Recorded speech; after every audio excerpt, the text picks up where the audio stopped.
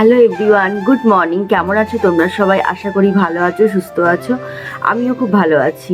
আজকে সকাল থেকে না এত ঠান্ডা পড়েছে না, আর মানে মনে হচ্ছে না উঠে আর কিছু করি বলে। তাও সকাল সকাল উঠে অনবকে রান্না করে দিয়েছে, অনব নিয়ে চলে গেছে। আজকে মা নিয়ে গেছে দুধ আনতে। আর আমি সকালে রুটি করেছি, ভাবছিলাম ভাত খাবো, কিন্তু ভাত ছিল, আমি ভাত আর খেতে ইচ্ছা করলো না। ওই রুটি আর মিষ্টি নিয়ে বসেছি। দেখো মিষ্টিটা আমি দিয়েছি, কালকে বাবা আসার সময় মিষ্টি নিয়ে এসেছিলো। তো ওই মিষ্টি আর রুটি নিয়ে খেতে বসে গেছি। এখন মিষ্টিটা আবার গুড়ি গুড়ি চলে আসছে, তো খাচ্ছি। তারপরে রান্না বলতে হাফ রান্না এখনো হয়নি, করতে হবে। মা যেহেতু নিরামিষ খায়, মায়ের শুক্রবার, তো আজকে তো বাঁধাকপি আর ইচ্ছা আছে, উচ্ছে ডাল করার ইচ্ছা আছে। দেখা যাক কতটা কি করতে পারি। তো চলো ভিডিওটা দেখো, অবশ্যই ভালো লাগবে।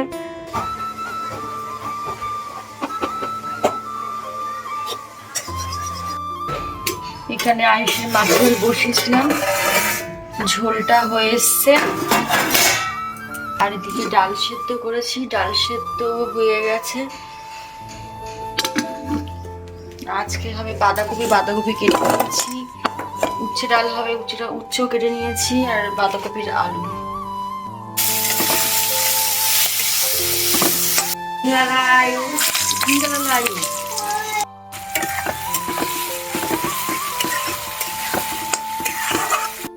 এদিকে বাঁধাকপি বসিয়ে দিয়েছি, বাঁধাকপি হচ্ছে।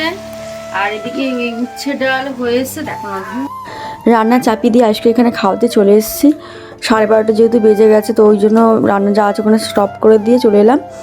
আর ওকে খাওয়াতে এসছে, দেখো কিছুতেই খায় না। আয়ুষের প্রথম থেকেই একটা ঝামেলা কি জানো তো, ও একদম খেতে চায় না। খুব জোর করে ওকে খাওয়াতে বসলে আগে তোমার মিনিমাম আমার আধ ঘন্টা মতন তো লাগতোই, আর এখন তো পুরো 1-1.5 ঘন্টা তো লাগেই।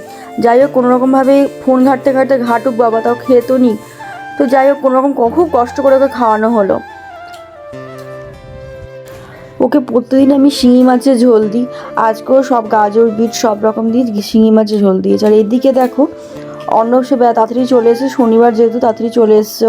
তো আসার সময় ও রাস্তায় একটা ভ্যান দেখতে পেয়েছিল, সেই ভ্যানের মধ্যে অনেক কিছু জিনিসপত্র ছিল, মানে ওই বালতি গামলা এরকম ছিল। তো অর্ণব আসার সময় ওগুলো বললো সঙ্গীতা নিচে যখন এসছে তো আমি কিনে নিই।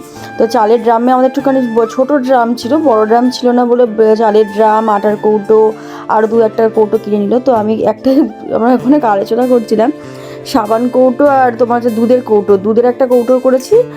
অনব যেহেতু কফি টফি খায় তার জন্য, তো অনব সাবান কৌটো আর দুধের কৌটো এক হয়ে গেছে। তো অনব আমাকে বলছে তুমি সাবান কৌটো আর দুধের কৌটো এক জায়গায় রাখছো, চিনতে পারবে তো? হয়তো কফি গুলার সময় তখন হয়তো সাবান গুঁড়ো না গুলে দাও। এইভাবে আমাদের ইয়ার্কি হচ্ছিলো। যাই হোক, তো সব গোছানো প্রায় অনেকটাই হয়ে এসছে, আরও কিছু বাকি রয়েছে, পরে হবে। তো ভিডিওটা ভালো লাগলে অবশ্যই চ্যানেলটাকে সাবস্ক্রাইব করে দিয়ে যেও।